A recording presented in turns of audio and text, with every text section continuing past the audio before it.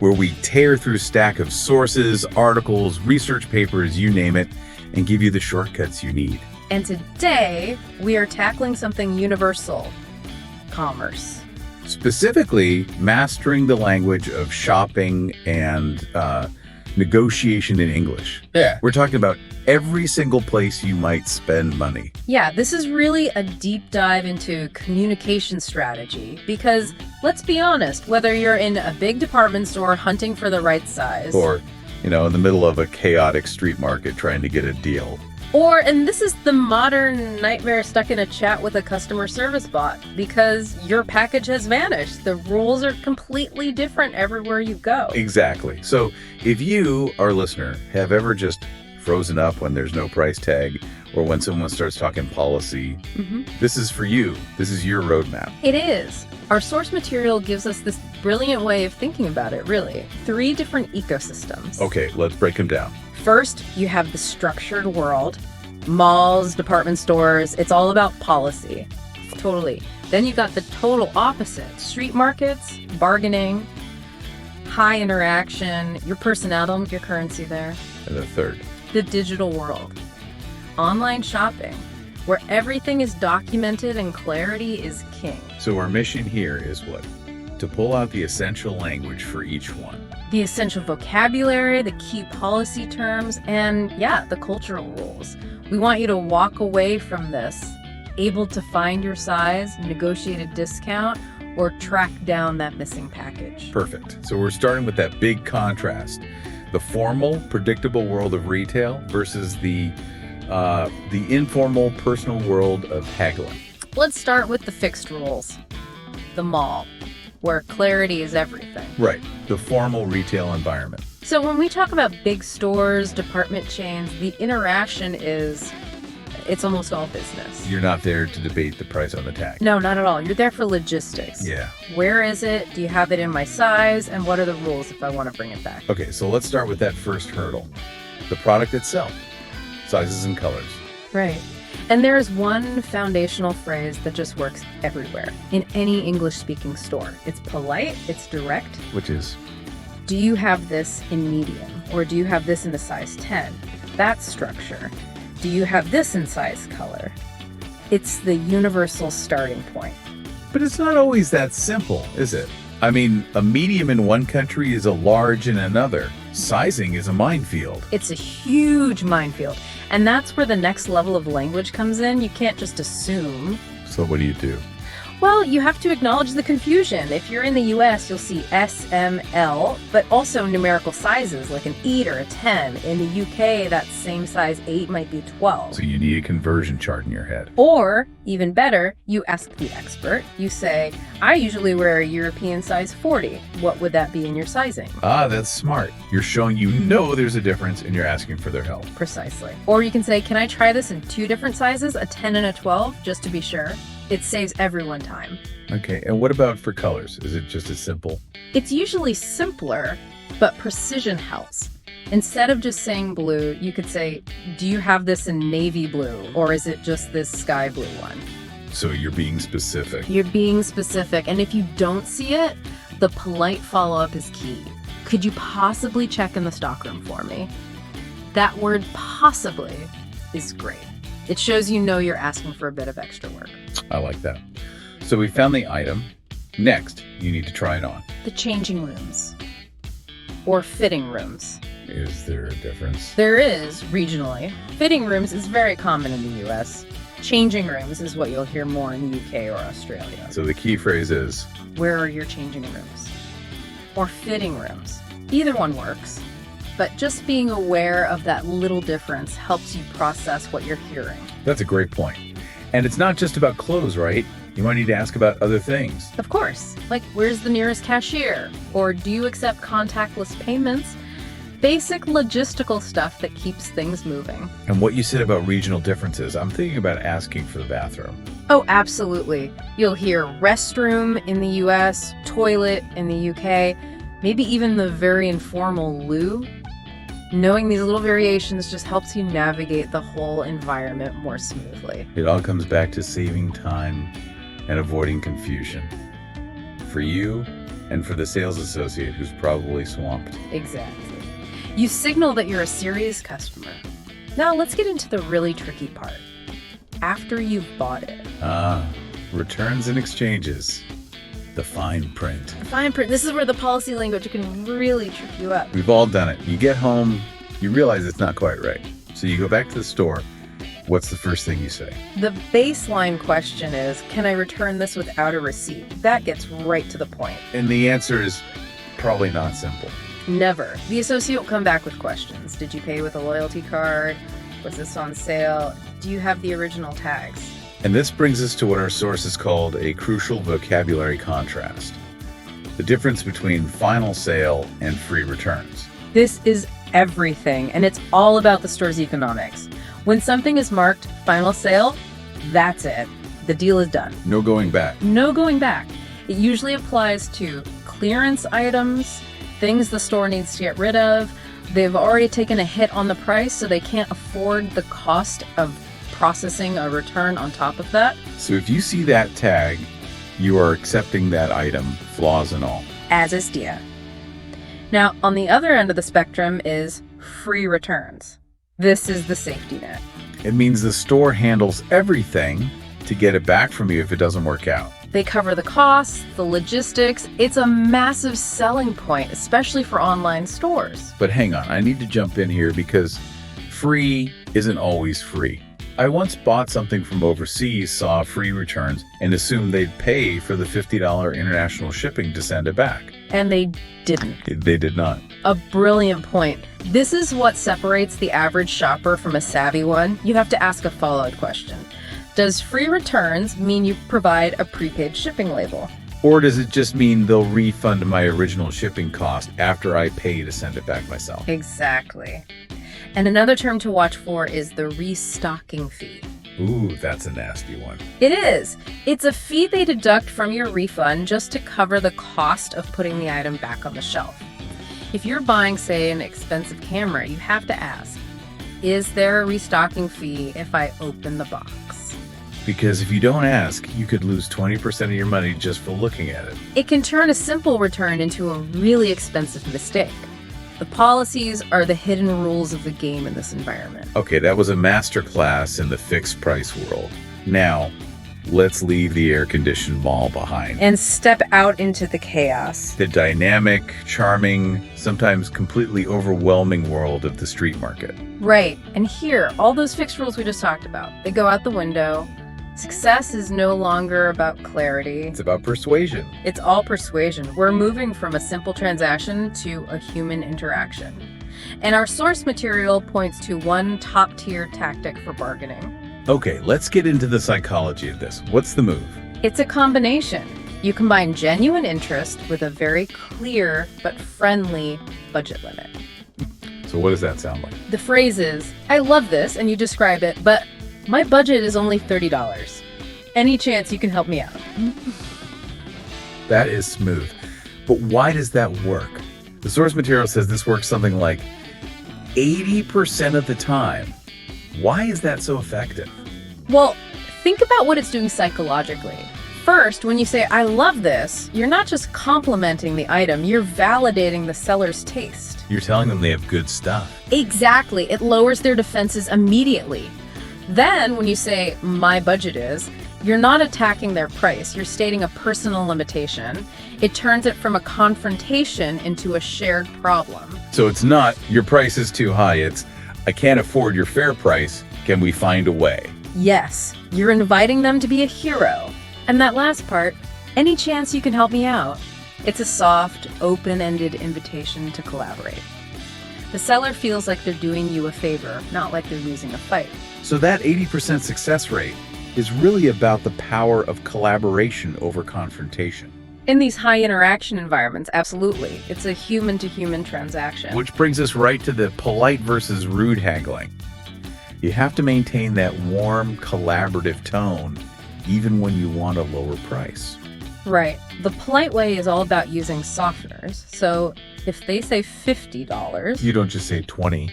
No. Yeah. You say something like, I understand it's a beautiful piece, but could you possibly do $40 for me? Or my favorite, what's the best price you can offer on this? You're inviting them to meet you in the middle. You're giving them control while still pushing for a discount. But what if? What if the price is genuinely outrageous? You know, the classic tourist tax where they quote you a number that's just 5 times what it should be. How do you call that out without being rude? That is a fantastic and very necessary question. You avoid the rude phrase, that's too expensive. That's just a direct criticism. So what do you do instead? You use external neutral information. You might say something like, I see. You know, I've seen a similar one advertised for around the lower price. I really prefer yours. The quality is much better. But what's the absolute lowest price you can accept? Oh, that's brilliant. You're complimenting their product Right. while using market data as your reason for a lower price. It's not an opinion, it's a fact. It's the difference between saying your judgment is bad and the market reality is this. One is an attack, the other is just information. You keep the door open for a deal. Okay, let's talk culture. Because you can't just haggle anywhere, can you? Oh, absolutely not. Knowing where to do it is half the battle. So okay. The general rule is flea markets, antique shops, secondhand stores, artisanal stalls, and definitely big international markets, bazaars or souks. In those places, the price tag is just the opening line of the conversation. And where is it a huge mistake? A cultural faux pas. Don't even try it in a supermarket or a pharmacy or any big chain store. If there's a barcode and a scanner, the price is the price. Trying to negotiate there is it's seen as weird at best and insulting at worst. You're basically questioning their entire business model. You are. And even within haggling cultures, the intensity is different, right? A Moroccan souk is not a French flea market. How so? In many traditional bazaars, it's a performance. It's a social ritual. They expect you to start low, maybe 50% of their asking price, and have a real back and forth. And at the flea market? It's much milder. The asking price is usually closer to the real value. You might get a 10 or 20% discount, but that's about it. A good way to test the waters is just to ask, is there any room for negotiation on this price? Let's use that haggle fail scenario to really hammer this home. The importance of tone. Okay, so imagine a tourist. They see a beautiful hand-carved box. The vendor, who spent days making it, says it's $150. And the tourist, trying to be a tough negotiator, says what? They say $10, make it or leave it. It's the worst possible thing you can say. The offer is insulting, and the phrase, take it or leave it, is pure aggression. It's a demand, not a negotiation. And the result? The vendor won't just say no. They'll be offended. You haven't just lost a sale. You've basically told them their work is worthless. You walk away with nothing, and you've ruined the interaction. The whole point of the market is that positive exchange. You shut down the collaboration, you lose. Every time.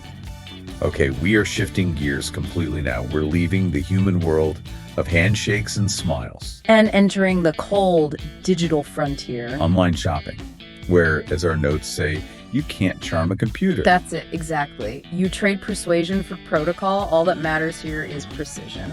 Your words are a permanent record. It's not about getting a discount anymore, it's about getting a problem solved.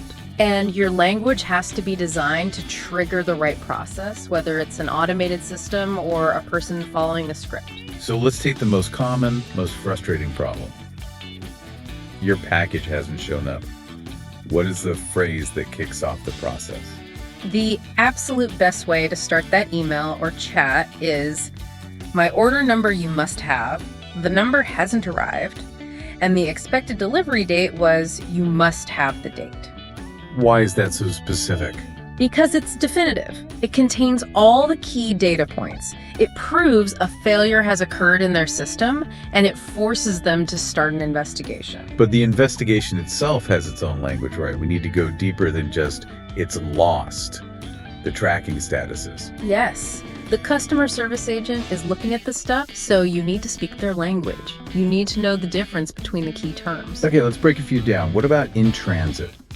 In transit is the big, vague one. It just means it's moving through the network. But if it's been in transit for a week and it's past the delivery date, your message should be, the tracking has said in transit since Monday. I need an updated ETA. Okay, what's another one? Especially for international orders. Awaiting customs clearance. This means a government agency has your package. The store can't do much. So your question has to be, what documentation can you give me to help speed up the customs process? You're asking for the tools to solve it yourself. Exactly. And the last big one, delivery attempted. Meaning the driver showed up, but something went wrong. Right. Maybe you weren't home or they couldn't find the address. So your response needs to be, please confirm the address you have on file and tell me how to reschedule. Specific questions get specific answers. That detail is so crucial. So that's problem solving. But what about before you even click buy? We can't touch the product, so we rely on the reviews, the collective experience of everyone who bought it before you. And that's where we see these key questions pop up again and again. Like the classic for shoes. Are these true to size? That phrase is all about risk mitigation. It's asking the community, does this product follow the rules, or is it going to be a problem I have to return? What are some other smart questions people look for in reviews? They look for things you can't see in a photo. Durability. Like, does this sweater pill after you wash it? That's about long-term quality. Or color accuracy. Yes. Is the color in the picture accurate, or is it darker in real life? Screen monitors can be so misleading. You're using the other customers as your eyes and hands. Which brings us right back to those policy words. Final sale and free returns. They mean something totally different online, don't they? They're even more important online. The return policy is your only safety net when you buy something sight unseen. If an online item is final sale and it arrives and it's not right, you're just stuck with it. And let's circle back to my international shipping nightmare. How do you, as a listener, avoid that? What's the magic phrase? You have to ask this specifically. If I need to return this, who is responsible for the customs paperwork and paying the duty fees on the return shipment? Because the answer is you are. Then the cost and the headache might just make the whole purchase not worth it. The return policy isn't just about getting your money back. It's about the total cost and effort of the entire process. Okay, so we've been through the mall, the market, and the digital world. Let's pull it all together. Let's synthesize this. Right. We need to move from just being a passive consumer to being an active manager of your own money. And we promise 5 must-know phrases that work across these environments to do just that. Let's do it. Let's start with the 2 most basic ones for finding a better price. Phrase number 1. Is this on sale? It's the simplest question in the world. In a store, you might have missed a sign. Online, it pushes you to look for the clearance section. It's the easiest win. Okay, phrase 2, this one's a bit more advanced. Do you price match? This one is so powerful. It requires you to have done your homework. You need proof, a screenshot, a link from a competitor's website. Yes, and it puts the ball in their court. It forces them to decide right there how much they want your business. It saves you a trip to the other store. I love it. Okay, phrase 3. This one's about timing. When does this sale end? This question gives you control. If the sale ends today, it creates urgency. If it ends next week, it gives you time to think, to compare. You're no longer a victim of their marketing pressure. You're making a strategic decision. Okay, phrase 4. Think bigger. Do you offer any bundles or multi-buy deals? This is huge in markets, but it also works in big stores. You're signaling you're willing to buy more if they give you a better per item price. Like, if I buy these 2 shirts, can you give me a deal on the pair? That's the leverage, exactly. And phrase 5, the last one. This one is for flexibility. Could you hold this for me until tomorrow? This only works in a physical store, obviously, but it's a commitment-free way to buy yourself time. Time to think, time to compare. It shows you're a serious buyer, and it's a low-risk, high-reward move. These 5 phrases really do change the dynamic, don't they? You go from just accepting the price to actively seeking value. That's the whole point. You're using their own policies and the competitive landscape to your advantage. Okay, let's have some fun with this. Let's look at the Shopaholic confession from our source material.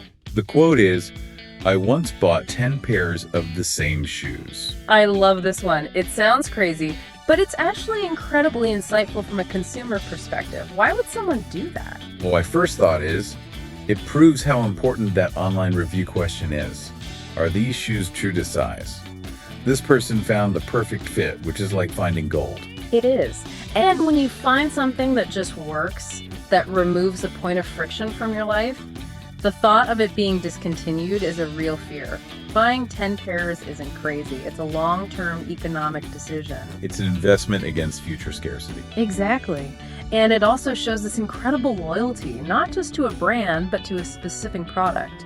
This person is choosing guaranteed comfort and quality over the endless, exhausting search for something new that might not work. It shows that value isn't always the lowest price.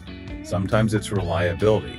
It's the ultimate form of risk mitigation. And for our listener, the lesson is that when you find something that truly works for you, investing in it, even in bulk, can be the smartest financial move you make. So that brings us to the final comparison. The core skill you need for each of these three worlds. Right. In the mall, confidence comes from understanding the fixed roles. You know the return policy. You know how to ask for your size. It's about clarity. And in the market, The market requires persuasive skills. It's about charm, collaboration, and reading the unwritten social rules. and finally, online. Online is all about critical reading and precision. You have to analyze reviews like a detective, and your communication with customer service needs to be clear, documented, and use the right logistical language. So whether you're asking about a restocking fee, smiling while you offer $20, or detailing a tracking number to a chatbot, success is all about matching the right phrase to the right context. That's the whole game. That was an absolutely exhaustive deep dive into the language of commerce. We've hit the mall, the market, the digital space, and we've given you the phrases to go from being a passive shopper to a truly savvy one. From do you price match to what's the customs paperwork requirement? You really do have the toolkit now. And as we wrap up, you've got one last thought for us to chew on. I do. A final provocative thought. We talked a lot about how collaboration is the secret to haggling in a market, but I want you to consider that this idea applies everywhere. Even with a customer service bot. Especially then, the best negotiators, whether they're talking to a person or typing into a chat window, are the ones who frame their request as a collaboration, not a confrontation. So you're not blaming them for the problem. You're inviting them to be your partner in solving it. Precisely. You're not demanding a refund under threat. You're outlining a problem and inviting them to help you reach a shared goal. A happy customer, a successful resolution. So the question to mull over is this: how can framing your next request as a mutual mission completely change the outcome of your purchase? That is a fantastic strategic way to think about it. A perfect place to end. Thank you for joining us for this deep dive. My pleasure. We'll see you next time.